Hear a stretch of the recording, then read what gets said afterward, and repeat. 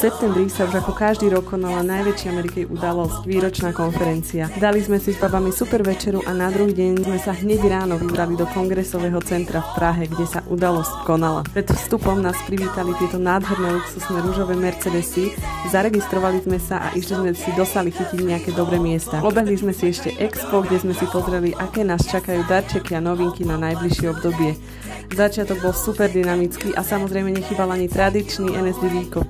Privítali sme tohto ročného úžasného hostia, skvelú Dianu Polanku, ktorá sa s nami podelila o úžasné tipy. Porobili sme si nejaké videjka a fotky a nechýbal ani skvelý hudobný program.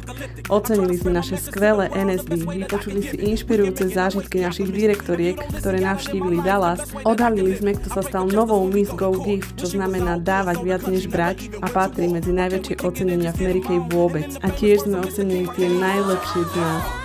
Nechýbal ani potlesk pre podporujúcich manželov a tiež potlesk pre ženy, ktoré konzistentne pracovali na svojich úspechoch celý rok. Bola to opäť raz nezabudnutelná výročná konferencia. Budúci rok tam môžeš byť aj ty.